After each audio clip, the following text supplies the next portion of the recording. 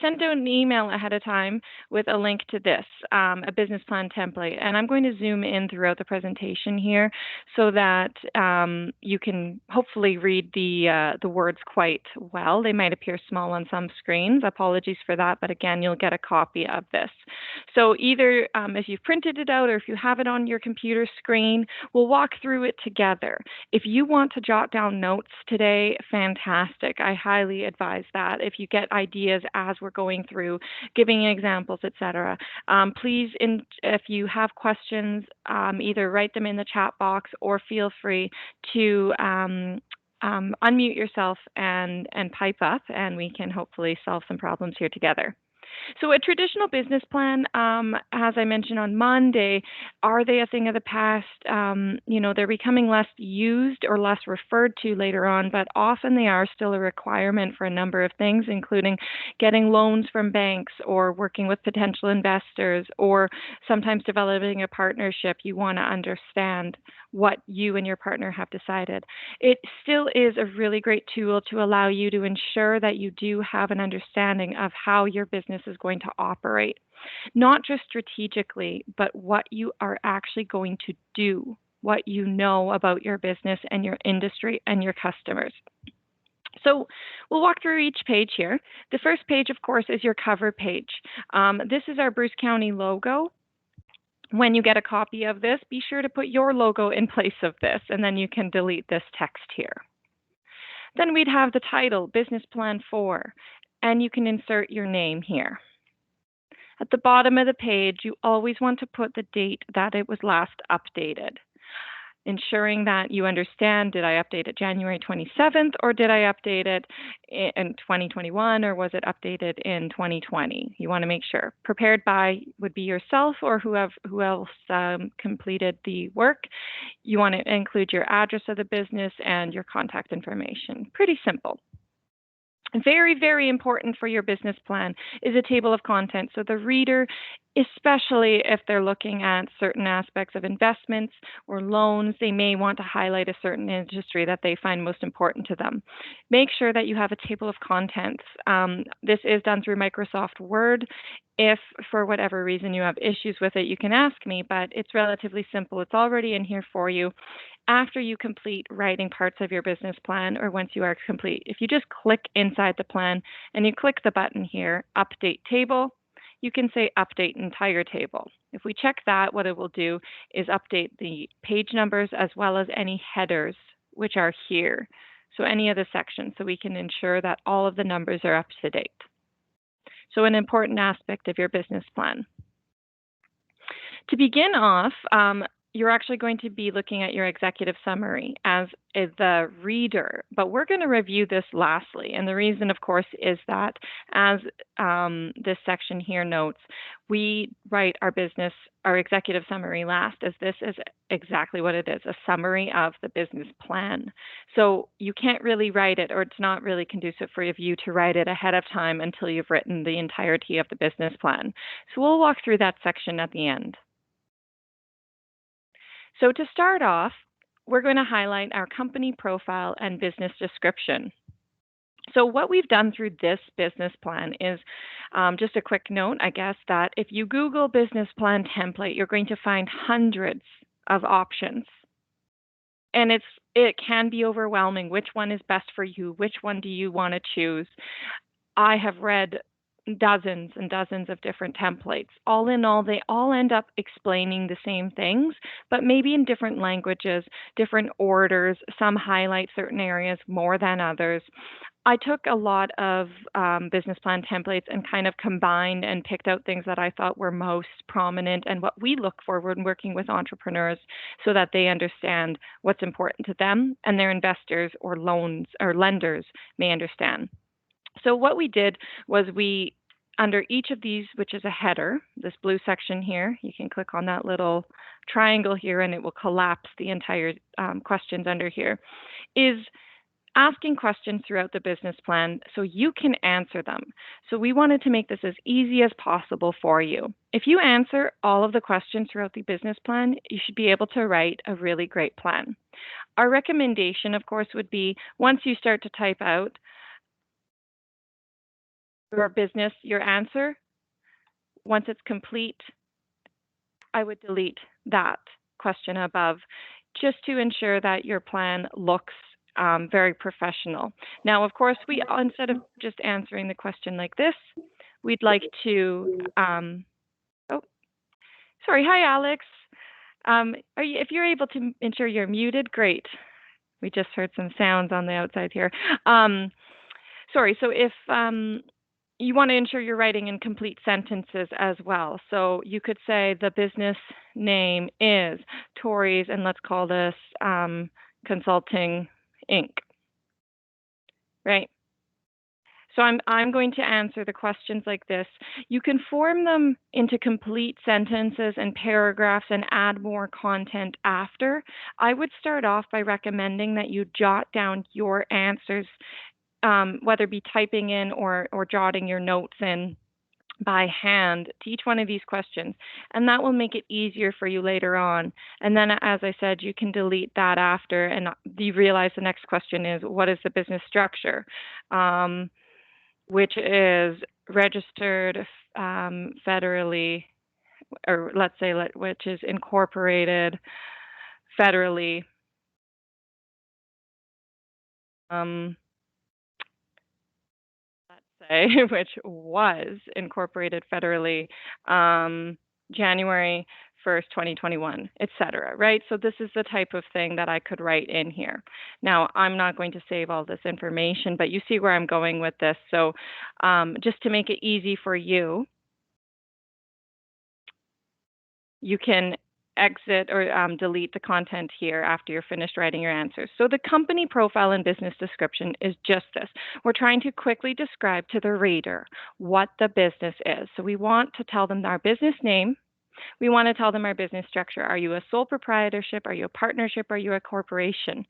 If you are any of the above, answer the details behind it. So if it's a partnership, who are the owners and what is the ownership breakdown? If you're a corporation, who are the owners there? How many shareholders are there, etc. So give the reader as much information as you can pertaining to your business structure. Where is the business located and what is the address?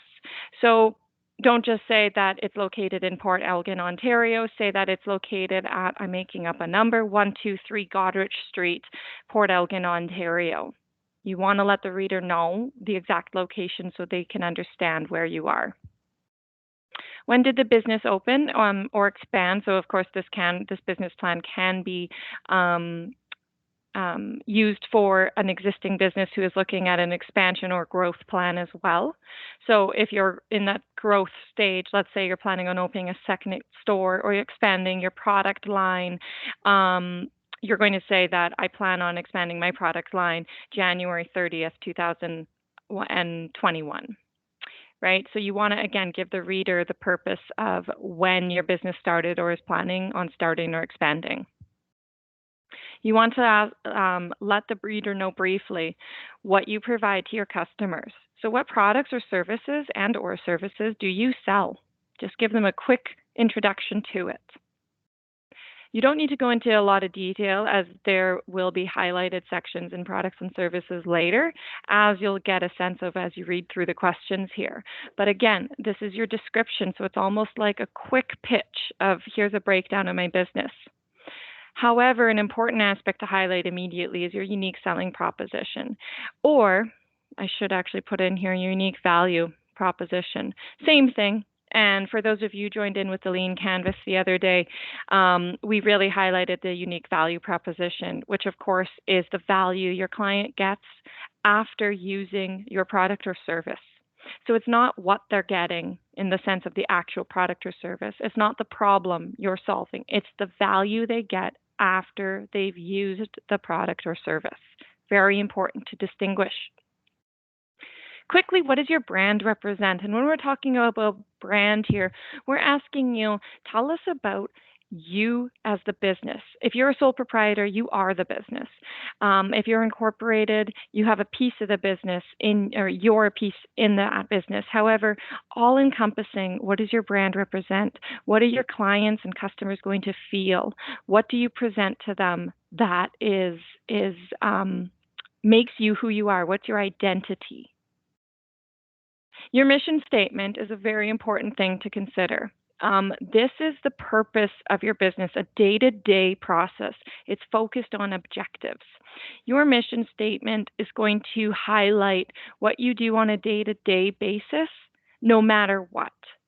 So if you're WestJet, you're going to be, you know, providing um, strong customer service through flights internationally, right? That's what they do every day. Well, maybe not as anymore because of COVID, but that's what they do. Whereas your vision statement is focused on your long-term goals, your future goals of the business. So this is taking what you do on a day-to-day basis and thinking in 10 years from now, if I'm WestJet, I'm going to say, I want to expand my fleet by 20%. That's my long-term goal. Or I want to tap into this uncharted territory where no one else flies. Maybe that's a goal. Or maybe I want to take up 65% of the share, a market share of flights in Canada, let's say. So instead of people flying Air Canada, I want to take over that percentage. Whatever their long-term goal is, they're going to highlight that here. And of course, you can't accomplish your vision statement unless your mission statement plays into that, right? So what we do on a day-to-day basis is going to have an impact on our long-term goals through our vision statement. So again, our company profile and business description it's going to highlight the overview of what our business is, who owns it, what we do, how we're unique, what our day-to-day objectives are, and what our long-term vision is. If there are no questions in that section, I am going to move over to the company history. So same thing, as you complete certain questions, feel free to delete these and move on to the next or leave them in for the time being. Forming complete sentences is important, of course. We don't want bullet points or quick answers like that, but this is meant to just get you generating your ideas quickly. One thing I should note is I often do have people ask, do I write in the first or third person? It is ultimately up to you. I have colleagues or I have business partners who prefer to read the I's in a business plan, and I prefer to read more of the business or the owner of the business will or so and so will. So we're not using I, we, they, etc. Right? So it's up to you, but just remain consistent. That's all I would suggest. If you start saying the business or Tori's Consulting, don't move on to say my business later on. Be consistent with your dialogue. So through company history, immediately the reader wants to know, why did you start the business? There's a reason you started this business. You didn't just randomly decide it. You found a reason. You found something that was missing in the marketplace. You found something that was struggling. Maybe you experienced something that really bothered you. Every time you went and bought something, you said, why isn't there a better way? Why isn't there a better product or a more convenient thing or a lower price option? Maybe you have a personal story behind it. Or perhaps you noticed a problem in the world in general that you thought needed to be solved.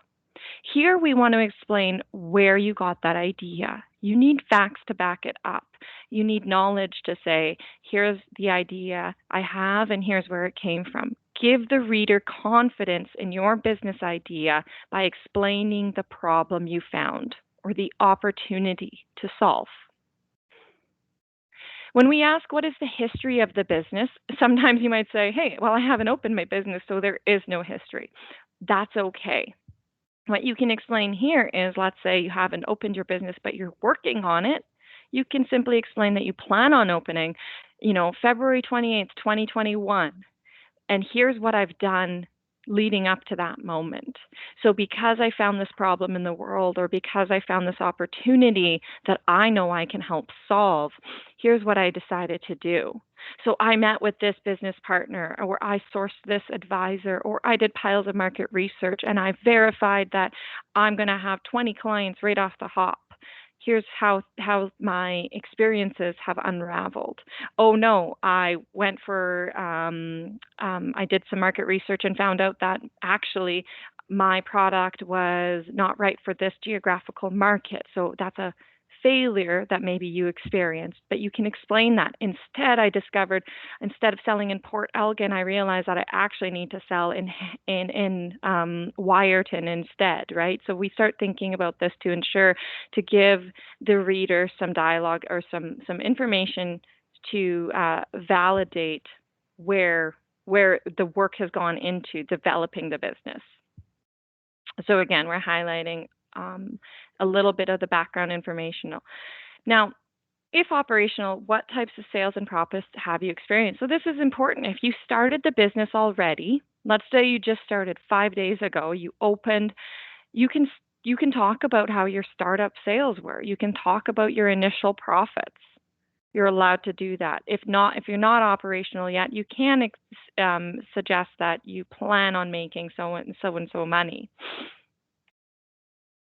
And a very important part is, who are you? That's one of the most important parts of a business plan, is the entrepreneur writing it, especially if you're a sole proprietor. Who are you? So this is where, again, the company history. Why did you start the business? Here's where you want to say, I found this problem and this opportunity that I can solve. And here's who's going to do that. Here's how I know that I'm going to be successful in this industry, because I have piles of experience, I have education, I have skills, I have work experience, and I'm passionate of this. This is where my passion lies. Explain it to them. So this is really important section. If there are no questions I hope everyone can read this. I can zoom in a little bit further here so everyone can see maybe a little better. Products and services is our next section. Am I getting a question or anything here? I saw my. Could you please explain the brand? Oh, sorry, Asif. So branding. You know what? We'll get to more details of branding in just a bit here. So just hang tight, Asif. Under products and services, here's where we actually want to dive into the details of what we're selling, whether it be product and or services. So explain to the reader. If you're selling, and I'm making this up, if you're selling clothing, don't just say, I'm selling women's clothing. What kind of clothing? Are you selling shirts and pants? Great. Are you selling cotton T-shirts, or are you selling blazers meant to be worn by the rich and elites of the world? Or are you selling jogging pants? What kind of trend is this? What type of fabrics are used? Maybe a certain quality. Tell us about the product. We want to know the attributes. You don't need to go into great detail, but give the reader a sense of what you're selling. Maybe I'm selling clothes that are, average priced between $20 and $50, and they are medium quality. They're not meant to be worn for years, maybe 1 year, but they're trendy and they are in high demand by 20 to 30-year-old university kids, let's say. Something like that. So we want to describe again some of the attributes. We talk again about this value the customer gets from the product or service. So again, of course, people are wearing clothes. That's a value. They're keeping themselves clothed. That's fantastic. But what else are we giving them? Maybe we're giving them a sense of identity, because these clothes really help to represent someone's personality, right? Maybe they help them if I'm selling really, business professional clothing, higher value. Maybe all of a sudden, that individual can get their next job interview and look great at their next job interview, and then start their professional job because we've provided those great clothing options. So we want to be able to describe all of the products and services, not each SKU. If you have 100 SKUs in your store, I'm not saying for you to describe each of them, but give us an overview of what you're selling so the reader knows. If you're a grocery store, What kind of products are you selling? Do you have produce and meat? Do you have bread? Are you making the bread in store or do you outsource it? Are you selling um, personal goods, shampoos and conditioners and diapers for kids in that grocery store? Some do, some don't. You want to be able to ensure the reader has a bit of an understanding. So here's where, again, besides the simple value the client gets by buying your product or service, what key traits are you trying to sell your product or service on? So there's three simple areas a lot of people often highlight: quality, service, or price. Now, I wouldn't stress to say that you're the lowest price. It is very challenging, and you'll learn in some of our upcoming webinars to say, I'm the lowest price, or selling on being low cost isn't always beneficial to you. Of course, it can help for certain demographics or clients, but that's not always the reason people buy. So we'd rather you highlight on your quality or service, the reason that people are buying from you. So another big thing to point out here is why a customer will buy from you instead of the competition. What sets your business apart? This is something really important to highlight. Do you want to have an understanding, which will come from your unique value proposition, of why someone would buy from you and not the competition? So if I'm that clothing store, I might say that, you know what, I'm carrying XYZ brand that no one else in Port Elgin is carrying. So if you want convenience, great customer service, you come to my store instead of my competitors down the street, because they don't have that brand or they don't have that customer service. Maybe I have a loyalty points card or something I give out. You explain these types of things here. What experience will the customer have when buying from you? What is it like to deal with your business and you? So this is interesting that we'd put this under products and services, right? This section. But when you think about it, the products and services isn't just what you're giving the client or customer. It's not the product they walk out of the store with, or the good feeling they have after you just painted their nails and provided a service. What experience does the customer get? So if I have a clothing store and my customer walks in, immediately they're greeted by a sales associate who says, "Hi." And if they know them by name, they say, "Hi, Sally, it's great to see you. Great weather we're having today. Hey, what are you looking for today? Oh, you're just browsing? No issues. Hey, I know that you love this type of pant. Just want to let you know it came in your size." Bam, all of a sudden we've created that connection. We've shown our customers are really cared for. Our sales associates know about what they're looking for. They're there to help. Maybe I offer coffee or tea as my client is getting their nails done in the nail salon. Maybe I ask them what type of music they want on Spotify so they can have a personalized experience. These are the types of things that help differentiate you from your competition. You want to explain this to them. What experience? What is it like walking into that store? What is it like to buy from you? What happens? Hugely valuable. How many times do you think about when you walk into a store and you love the product, but all of a sudden no one pays attention to you?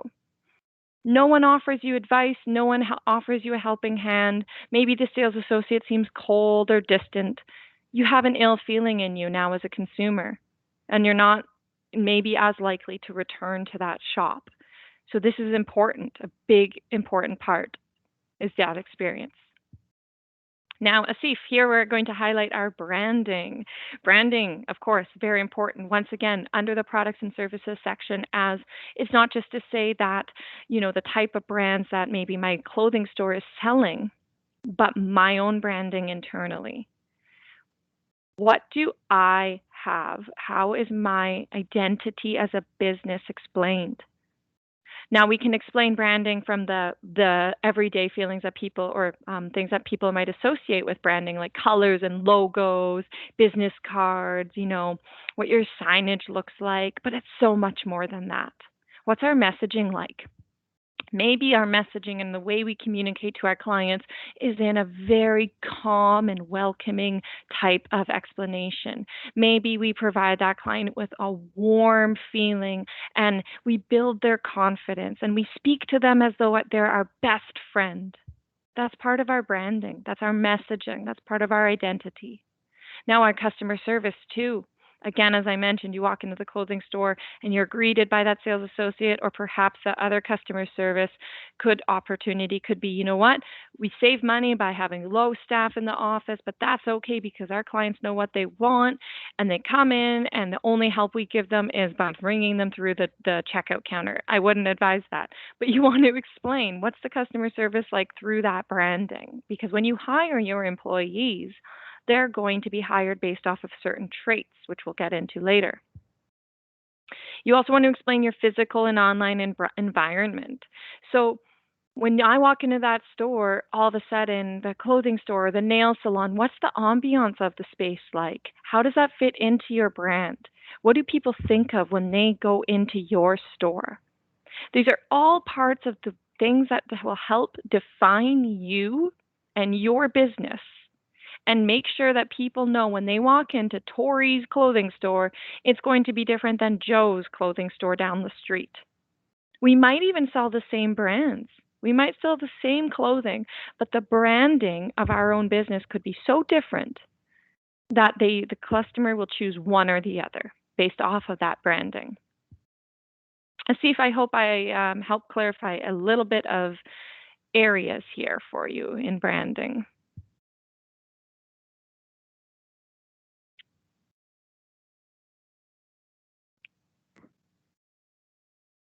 Yes? Okay, great. Good. All right. If there's no questions, we have customers here. One of my favorite parts of a business plan, and often I find the most challenging to fill out because this requires research. This requires some background work. I often find our entrepreneurs, new entrepreneurs, consider, they know their business idea, they know their product or service, they know their industry, and that's fantastic. But understanding their customer takes a lot. And that's okay. That's what we're here for. If you need help identifying them, doing some market research, etc., let us know, reach out. So we'll walk through here. Your reader wants to know who is your target customer overall. Overall, just who are you trying to sell to? So I might say with my clothing store, I'm selling to women, young to maybe middle age. And I might get a few younger or older, but that's my target overall.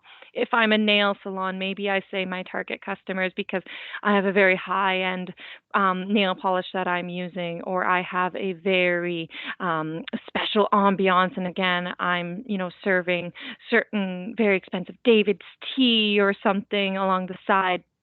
I'm providing a really personalized experience. So all of a sudden I say, okay, my clientele are going to be women, maybe young or middle-aged professionals, let's say, with a great disposable income and such. So I'm telling the reader immediately what my overall target market is. Now, the reader will also want to know quickly, are you selling business to consumer or are you selling to another business to business? You can sell to both. This is where we'll define that information. So if you're selling business to consumer, who are your top 2 or 3 segments? So we went through this in the lean canvas the other day about identifying different customer segments. So again, in my clothing store, maybe I say that I'm selling to women, but my main segment is going to be 25 to 40-year-old young professionals. Okay, great. Now let's highlight the demographics of that. So all of a sudden, I've highlighted their age, 25 to 40. They're women. They are likely Caucasian.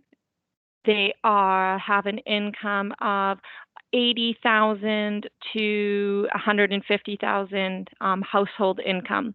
They are maybe common law or married. They might have one child, maybe none. As we know now, women aren't having children as often, or maybe they're having them later in life. So maybe they have 1 to 2 kids. They have a university education or some sort of post-secondary degree, and they are in a professional occupation. Maybe they are a teacher or a business professional, or they work in government, or you see where I'm going with this. So all of a sudden I've figured out some of their demographics. Now I'm going to help highlight some of their lifestyle and psychographics. These are things that I find often our clients forget about. Very, very important when highlighting your customer. Your demographics will only take you so far. I get advertisements on my Instagram pages and Facebook pages and my Google ads regularly where I say, yes, I fit your age and gender and your occupation and your income level. But I am not the person because of my psychographics that you should be selling to.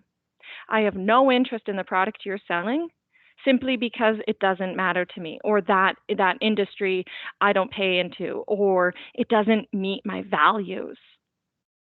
So if you're thinking about, let's say something eco-friendly, maybe you're starting to sell, I'm looking into personally buying those laundry strips, right, instead of buying liquid laundry detergent, so I can help save on plastic, save on water. All in all, really eco-friendly, better for the environment, no toxins, etc. So environment matters to me personally. Whereas maybe my best friend, they don't really care. They throw their plastic in the garbage, which is unfortunate. So we could be the exact same age, exact same occupation and demographics, but in terms of our values and lifestyles and our attributes and what matters to us, we're going to be so different. So all of a sudden, when you're marketing to these people, when you're trying to find Tori versus her best friend online through social media or Google AdWords advertisements, those are going to be the differentiating factors of when I see an ad versus when my best friend sees an ad. Really important. So we want to highlight these types of things. It's sometimes hard to highlight things like with clothing, but maybe you're selling environmentally friendly clothing. Maybe it's low impact or you made from recycled goods, plastic, or what have you. Additionally, maybe it's,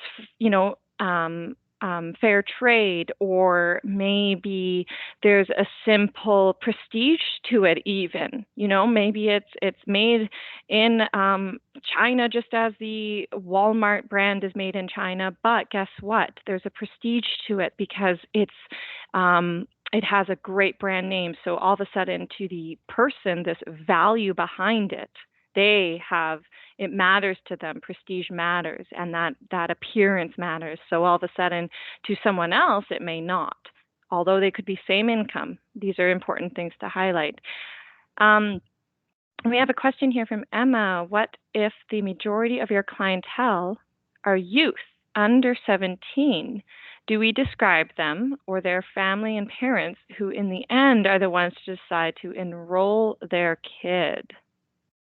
When you say enroll their kid, Emma, if you're able to unmute yourself, or if you'd prefer to just type out more details, feel free. Hi there, can you hear me? Yes, I can. Okay, perfect. Yeah, so I run a equestrian facility, and so the majority of my clients are young girls between the ages of 7 and 17. But it really, I always find that I have to convince the parents before I convince the kids, because the kids are just all already interested, already into it. But yeah, so when I'm going through to describe customers and clients, how do I distinguish those two, and how much do I focus on which one? Okay, great question. Yes, definitely. When we get into, it's kind of like an ice cream store and someone says, "Hey, 5-year-old kid loves ice cream. They're my clientele." Well, is the 5-year-old buying the ice cream? That is the question. Yeah. So the purchasing. Who is the purchaser? And I can't remember the exact stats, but I think it's like over 80% of purchasing power in a household comes from the woman, not the man. So men, just keep that in mind, that women get to make the ultimate say. That is through statistics. um, so in this case, Emma, I would highlight two areas. One is that you're technically appealing to the youth. You're appealing to those 5 or 7 to 17-year-olds. Now, you can describe that individual and explain their characteristics, their ages, their attributes, their hobbies, what they're interested in. But then you're also going to say that, the parents are the purchasers, they are the decision maker. Because at the end of the day, you're not selling. You're not selling to the child, you're attracting the child, and you're selling to the parent. So in that sense, all of a sudden, you could highlight that the child is interested in these types of sports, they're athletic, they care about animals, they love the outdoors, etc. But the parent, or they come from a household with one or two parents and they have an income of this, and these types of things matter to them. So you can kind of combine them because, of course, I mean, there's likely as well some parents who push their kids into certain types of extracurricular activities, sports, etc. But ultimately, yeah, you want to highlight both of those in some aspect. I hope that that helps a bit. Again, just saying that this is the purchaser versus the person that we're hopefully getting interested and appealing to already in the beginning. Okay, perfect. Thank you. Yeah. Okay. And I can certainly help out with that later on if you'd like. But an excellent question because again, who's the purchaser? And that's actually when one of the questions you'll see down here, which is highlighted. So if you're selling business to business, we again want to highlight our top 2 or 3 segments. For each segment, we're going to describe the industry. So if I'm a business, let's say I am I always wanted to open up event business, right? I'm an event consultant. Well, all of a sudden, I am going to say that I want to highlight businesses that are multinational. They have, 100 to 500 employees. They have a yearly budget for events, for corporate events of $100,000. They are in the industry maybe of primarily banking or sorry, financials. If they're in banking, they're going to have a higher budget. You see where I'm going with this. Maybe they're located in downtown Toronto. So I've identified, and the decision maker. This is really important because at the end of the day, although you're selling business to business, you're not selling to a robot. You're not selling to the corporation. You're selling to a person. Who makes that decision? Is it the HR representative?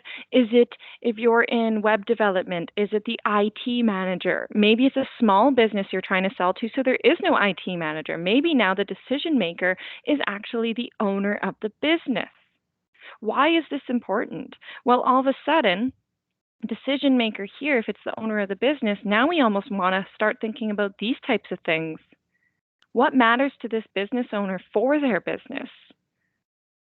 You want to identify and understand that you actually are selling to a person still, even though it's going through a business. So again, for each of these sections in the customer segment, we're going to identify. So if I go back to my top 2 or 3 segments, I highlighted my women 25 to 40. But now let's say I also know that I'm selling between my second customer segment, maybe, 75% of my sales come from them, but then the remaining 25, or let's say even 20% comes from 40 to 55-year-olds. And here's the description of them. Here's what matters to them.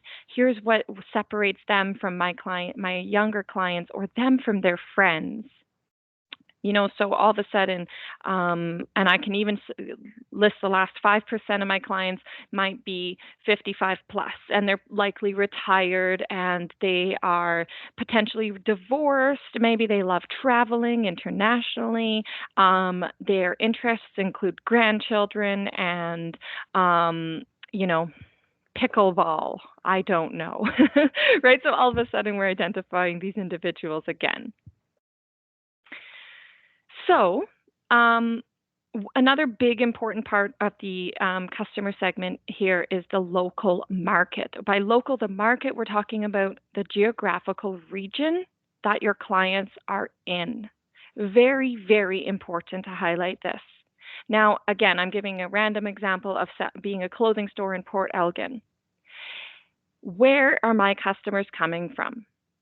On an average day, they're probably coming from no more than 20 kilometers away, maybe 30. In the summertime, I'm not selling to people in Toronto, but perhaps people who come from Toronto or they come from across the country as tourists are coming here. They're still being local, they're staying local, so I can highlight my tourist section. However, on a day-to-day basis, I'm selling maybe a 30-kilometer radius from Port Elgin. And the reason that this is very important is this will help you not only understand your potential sales, it will help you understand how you're marketing and where you're marketing, where you extend your efforts to. So again, if I highlighted my age range of 25 to 40 and then the additional 40 to 55, so I have that 30-year bracket of females, I'm now going to say, I'm going to look at my statistics through places like Townfolio, Stats Canada, etc., and I'm going to say, okay, out of this geographical area, there are, and I'm making up numbers, so apologies, there are 20,000 people. Okay, half of those are women. Now there's 10,000. How many fit in my age bracket? 4,000.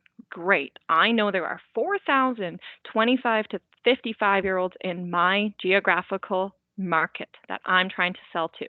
Some people might come, they could be outliers. Maybe someone drives from Hanover one day. That's fine. I'm not going to base my entire marketing strategy off of one client. I'm not going to base my entire sales goals off of one potential outlier client. If all of a sudden I notice that 20% of my customers come from Hanover, now I know I have a larger geographical market than I thought. But when we're writing this business plan to start, we think about the area we think we can sell to or we plan to market to. Now, all of a sudden, I'm going to look at the 25 to 55-year-olds and try to identify how many of those might have or what percentage may be in that income bracket. So now I've narrowed down from 4,000 down to 2,500 people. Great. Now I need to think to myself, well, out of 2,500 people, how many are likely to buy my clothing? Well, if I look at the different professions, okay, actually, although someone maybe is a teacher and maybe someone works in government, perhaps they have different styles, and actually I cater more to the teacher. So all of a sudden I'm down to 1,000 people, etc. Now I'm basing my potential sales figures off of that number. But what percentage can I sell to out of 1,000? Probably not all 1,000. Maybe I can sell to 30% of those clients. Now I'm at 300 people. Again, I've made up some numbers here, but this is kind of the process that you would want to go through. Now, an important part here is what type of market research did you conduct to learn about your target market, and what are your findings? So you can do primary research, which is your own. So that's you posting on your personal Facebook page, or maybe doing some advertisements on your Instagram page and saying, guys, I'm about to start a business. What would you pay for this shirt? Hey, what matters to you more, this or that? Where would you like to buy? Do you need an online store? Do you want curbside pickup only? Would you come into the store? What colors are more important to you, et cetera, What matters to you? You want to ask these types of questions. So all of a sudden, that's market research that is done on your own. So it's primary. It takes more time and it's more costly simply due to your time and your potential investments. Secondary research is utilizing existing resources. These can be done so easily. Do a simple Google search. I'm not even kidding, about your industry or your product, and you would be surprised. Of course, when you're researching, utilizing data that is either Ontario or Canadian statistics is more likely to be valid for our area. However, if you can't find that and you find information about the states similar enough, or North America as a whole, it's really great to get an understanding of the types of clients that you might be selling to and what matters to them. You'd be surprised what you can find out through a quick Google search. Consider accessing your local library for information. Consider reaching out to myself for access to certain databases, or again, statistics. I mentioned this really great website. I'll actually type it in the chat box here. I'll just make sure. So Townfolio is actually, Bruce County is a partner on with this business, and they take information through places like Stats Canada and combines it into easy to read charts and graphs, etc., so that you don't have to kind of sift through thousands of pages through Stats Canada. You can find basic information, demographics, income, labor force, taxation, types of businesses, etc., in the area. So as you won't be an actual user of the program, you won't get all access, but you can look at certain information. If you're looking for certain demographics of Bruce County or certain communities specifically, let me know and I can download those PDFs and send them to you so you have all the data. But these are examples of some market research that you can do. So again, a really, really important section that I find a lot of people often forget to really highlight. You can have the best product in the world. You can provide the best customer service ever. But if you don't know who your customers are and what matters to them, you aren't going to survive. You need to have an understanding. You can't just base it off of, I'll sell to anyone who buys from me. You get to define who will buy from you and who you want to buy from you. Just to give a quick example, I had a client before that came to me years and years ago, and he had told me, I have this clientele, let's just call it, client X, and I have client Y. They both bring in the same amount of sales. But honestly, I don't really enjoy client Y. I'd rather work with client X. He provided a service. I get more out of it. I enjoy their company more. I feel like I'm making a bigger impact for client X. My response? Well, then sell to client X. You get to decide. Not to say don't say no to client Y. Still accept their money, still accept their business, and be happy you're making an impact on them and their lives. But let's focus our marketing efforts on client X. So again, you get to make that choice. So the next area that we'll be highlighting is marketing and sales. So it comes into play again. We talked a lot about customers. Why is it so important to understand your target market? This will define where you are selling to them, how you are reaching them, what you say on what channels, through what mediums, etc. So if I've highlighted that one of my clientele is 25 to 40 years old, I maybe am not promoting on TikTok, the TikTok app, as that is more utilized by teenagers. Maybe I'm marketing or I'm utilizing Instagram, as I know that Instagram's average age user is, I can't remember if it's high 20s or something, female users.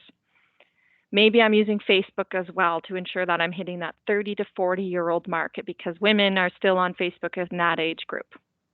But for my 40 to 55-year-old clients, perhaps I'm considering a whole nother side. Maybe because they're young professionals or they're in the professional workforce, perhaps LinkedIn is a better one of my social media platforms that I can advertise on, right?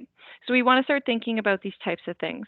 Now, I've highlighted here in terms of your marketing activities that you will do to reach your customers. So when I say marketing activities, I don't mean saying I set up a website. A website is not an activity. That's not actually what you're doing to sell to someone. That's actually what we would call a support tool.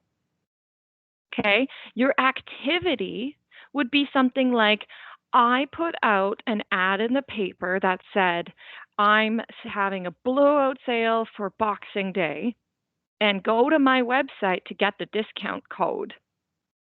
Now, all of a sudden, you included that website in your newspaper ad, which is the activity. People went to your website to get the code. So that's a support tool. If you say to me, I have business cards, I say, fantastic. What are you doing with them? Lots of people will say, I'm using business cards to market. No, you're not. That's a support tool. What are you doing? How are you getting the business cards out? That's the activity that will actually make the difference. The business card is the support tool. Okay, so think about the different types of options that you have out here. Now, I've included an asterisk here with the marketing activities table at the end of this document. So I'll just go there quickly, but we are looking at the how, when, how, where, when, how often, budget, and expected results. It's so important to try to have an understanding of your marketing activities and your advertising budget. This is not only going to play into your variable costs on a monthly basis and throughout the year for your business and your bottom line, but it's going to impact your sales. If you're doing certain marketing activities and you don't get extra revenue because of it, then why are you doing it? You want to understand how you're measuring your marketing activities. I cannot stress that enough. If you're spending time and money, or just time, because again, remember, as an entrepreneur, your time is money, and you're not getting money in your pockets because of it, then why are you doing it? Some people ask, is my marketing strategy working? There's an old, I guess, wives' tale, let's call it, to say, stop doing it and see if your sales decrease. If they decrease, then you know it was likely working. There was likely a positive correlation. If there's no change in your sales after dropping that marketing activity, then you probably didn't need it. So it's important to measure this. So I created this chart. You don't need to use it, but it could help to streamline your thoughts, right? So we could put in here that I'm going to put out paid advertisements where I'm going to do Google ads, and I'm through those Google AdWords, I'm going to target my demographic of 25 to 40-year-old women. I'm going to spend, $8 per, again, I'm making these numbers up, maybe let's say 50 cents per click or something. Or maybe I'm going to say, I'm going to post or do a radio ad on beach. Why did I just completely blank? With Brian Longmire, let's say, 98 The Beach. And I'm going to highlight my demographic of 40 to 55-year-olds, and I'm going to pay $300 per radio, not ad, but per radio package. And I'm going to do it in February, and I'm going to do it again in March, and then I'm going to do it in June, and then I'm going to do it in September. You see where I'm going with this? Now I've done a total of, let's say, 5 different radio ads, and it cost me $1,500. And my expected results here are that I all of a sudden have an increase of 20% in sales. I see my computer blinking. How do you get information from the market on your proposed business activities? Market response. Sorry, Asif, can you clarify what question you're asking here? Yeah, Tori, I like to know from the customer, what do they think about this business activity? So I'm trying to read their mind and trying to see if they support this kind of business. So I'm trying to acquire information through some kind of research before I put together a business plan. So how do I acquire that information? So you want to know how you understand your customer more, and when you're saying proposed activities, are you talking like if you said my clientele are 25-year-old men, I want to know how I access them, how I reach them through marketing? No, not like that. So, for example, I am trying to sell for example, a cottage to a customer. I want to know from the customer what do they like to see Hmm. and how much they are going to pay, how much, what do they think about this plan? Like Okay. just to get a preliminary idea about the market. Yeah, so through that would be either your primary market research where you're actually asking customers so you can go out, whether it be through Facebook advertisements or maybe you're putting a flyer on people's windows. There's so many different ways you can go about market research. You could pay people to come in to, well, not right now because of COVID, let's say, but you could actually do a focus group and you can actually ask these people questions and you pay them at the end or you enter them in for a draw and you ask them their time and you ask them those questions. What matters to you with a cottage? I'm curious. Do you need fresh, well, of course you need fresh towels. Do you need Egyptian towels or do you need cotton towels from, the dollar store? Does it matter to you? Do you prefer a feathered pillow over this synthetic pillow? Do you what kind of price range are you looking for? Do you need to be by the beach or do you want to be in the forest? You actually can ask these individuals those questions to find out. That's one of the best ways to do it is simply by asking your customers what they want, what matters to them.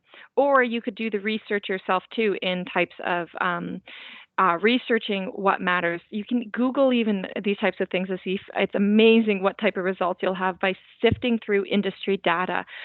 You could look even in tourism. Of course, cottages would be through tourism. Looking through places like the Tourism Industry Association of Ontario or Destination Ontario or your local, any type of local tourist groups, etc. There might be a cottagers association. Of course, for everyone on the call today, associations go such a long way with your industry and finding data on the consumers. So some research in that sense, Asif, will matter. Yes, I hope that helps a bit here. Yeah. So Yeah. if I have survey questions, how do I reach out to the customer with all those survey questions? I need answers to those questions. So Yeah. Okay. should So if I you're direct looking them to now, the you have the website? questions you want to ask, and now you want answers from your customers. Well, this is where you might have to actually do some paid advertisements. So if you are on any type of social media accounts and you know that your demographic of purchasers are on those social media accounts, make ads that say, take 5 seconds to fill out this ad, or 5 minutes, sorry, to fill out this survey, enter them into a draw and say that I will draw at the end of the month for $100 gift card to this local business or 20% off your first stay once you book with me. Something to entice that individual to actually complete the survey. I get surveys from some of my local businesses or from places I've traveled in the world asking for feedback, and I'll be entered into their draws. I'll do them. I'll take a minute out of my day to do that. Not everyone will, but that's a way to just get that information out. Or you could even ask some of your friends and family to complete that information. Of course, doing so anonymously can help in terms of people providing good or honest feedback. But of course, if you do want to include them in a draw or something, you would need to get their contact information at the very least. Okay, so let's move on here too. So under the marketing activities, again, this is where we really want to just highlight what we're going to do to reach our customers. So again, thinking about each of your target customers, how will you get to them? How will you put yourself in front of them to say, here's my business, here's what I'm selling, and here's why you need to buy from me? So every customer segment might require a different channel to access them. Keep that in mind. And again, I can't strongly or I can't encourage or stress this enough to really focus on these details of what you're doing, how much you're going to spend, and your expected results. What do you expect out of this? If Mother's Day is coming up and you're a nail salon, maybe you say, by Mother's Day, I need to have 100 Mother's Day packages purchased through this advertisement that I'm doing. Make sure you set yourself metrics so you know that your goals are being reached. Otherwise, if you're not measuring your marketing activities, how do you know they're working? It could be website views, it could be clicks, it could be subscriptions if you're writing a blog. Maybe you have a yoga business and part of your offerings are providing blog write-ups and explaining to customers really great ways to have a holistic approach to life and calming and meditation techniques, etc. You want to make sure people are signing up for that blog. So all of a sudden, the clicks on your website, the clicks on your subscription list, etc. And then the second one is actually reading the blog. Make sure you're measuring these. Look at your analytics. So this should say what is. What is the sales process like for your customers? How does the customer purchase and receive the product or service? So this is part of your sales process too, right? So let's say you do all your great marketing activities. Now we want to know what happens when the customer actually gets into your store, let's say. Again, I mentioned this a little bit in the products and services section of branding as well. What happens? So I walk in, I'm greeted by the sales associate. They help me try on the clothes. They offer different sizes or colors to accentuate my skin tone. Now all of a sudden, I have to purchase. So what happens? Well, they say, hey, do you know if you sign up for a newsletter, you'll get 10% off today. So all of a sudden I go to the counter and I sign up for their newsletter and then I pay them. And now they're handing me the flyer that says, come back within 20 days and you'll get an extra 20% off your next purchase, etc. Now the bag is handed to me and I leave the store. Well, what happens after that?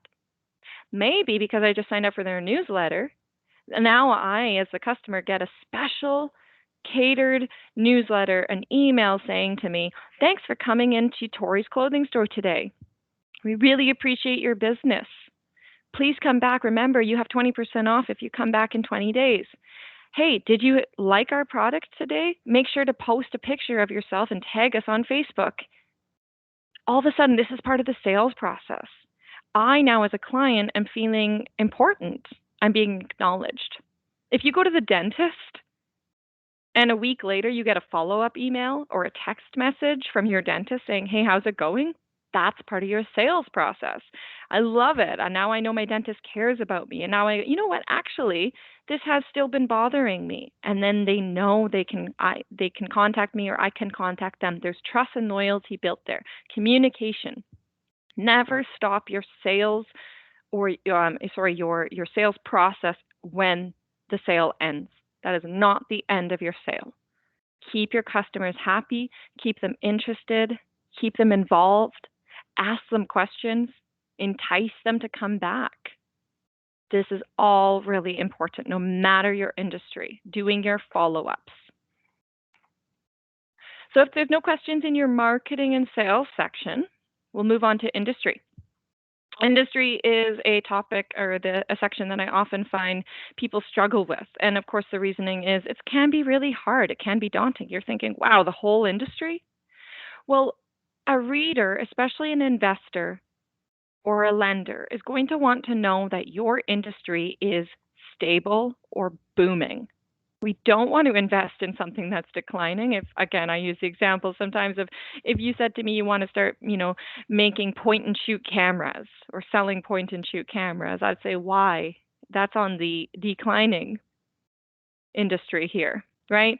Cell phones have taken over our camera industry.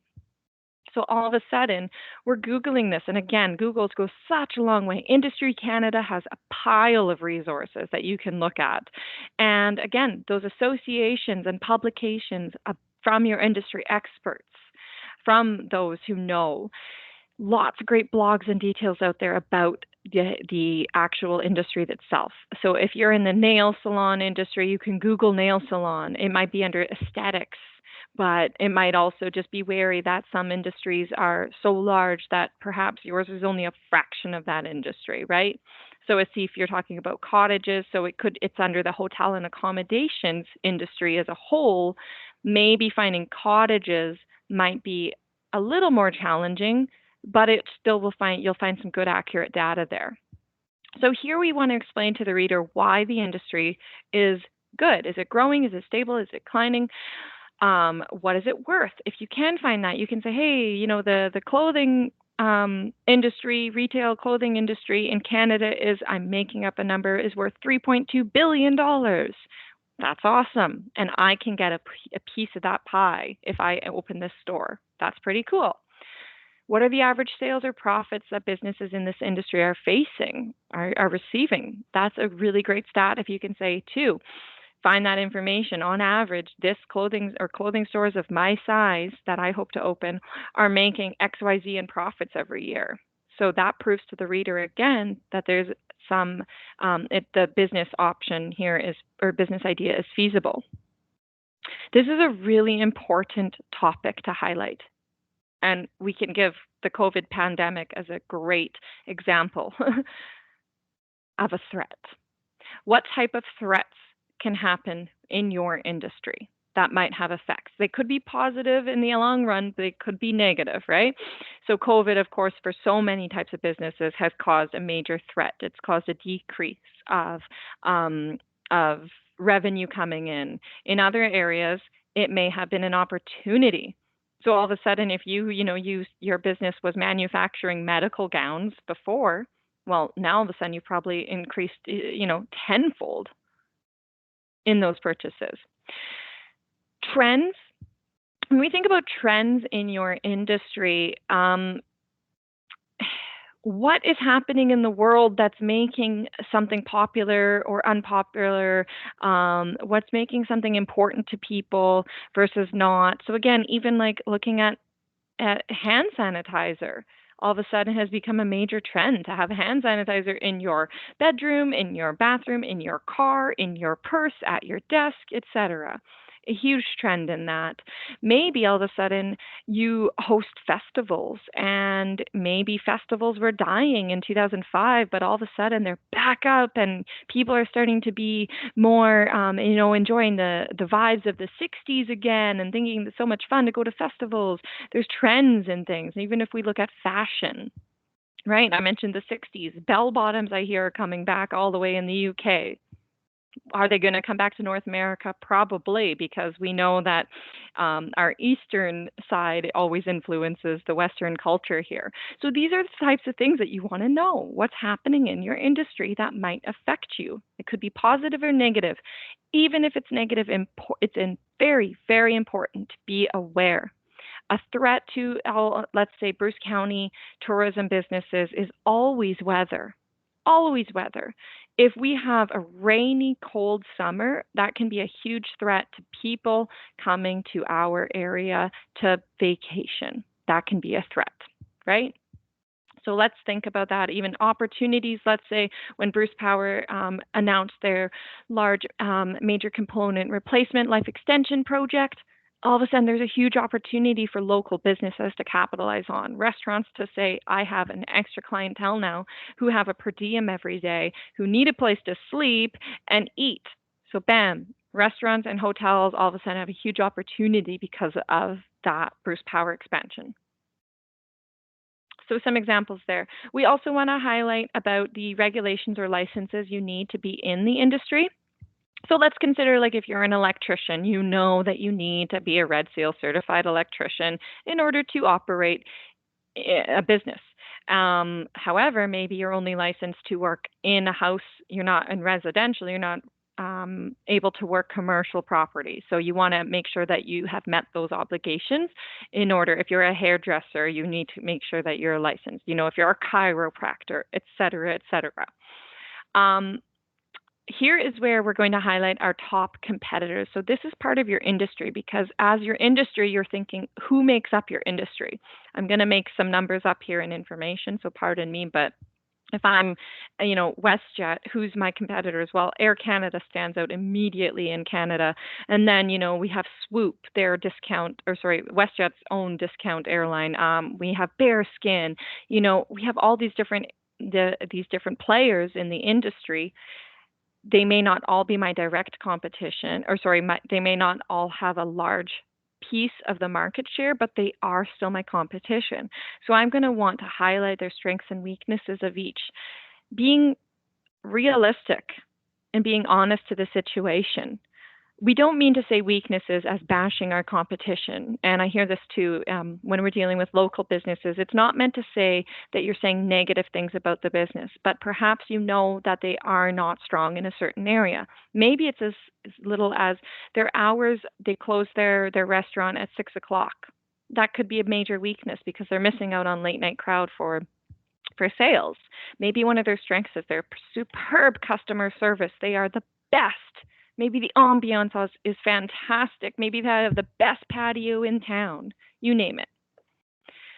So you want to highlight your competition in here. You don't need to list everyone but your main competition. I also say here, including your indirect competition. So indirect competition could be, again, if I'm an airline, who's my indirect competition? Well, buses, trains, boats, perhaps, cars, people driving themselves. Those are all indirect competition in that the service or product being provided to the customer is different, but the end result of them using that or purchasing that is the same. So whether or not I drive myself to BC for a ski trip or I fly via WestJet, I'm still getting there. So you want to consider, again, that we talked about this in the Lean Canvas tutorial, what the existing alternatives are. Doing nothing can also be an existing alternative, meaning your client isn't currently flying anywhere. They're currently not driving anywhere. So an important part to note, again, is your competitors, because, again, we're comparing ourselves to them. We're trying to make sure that we have something that's different than them. So we highlight here, why are you different than your competition? So next we move on to our objectives and action plan. This is a really important section, as are all. What milestones do you want to reach in the near and in the distant future to open or expand your business? So we're going to highlight here, what actions do you need to take to achieve these milestones, and when do you need to achieve them by?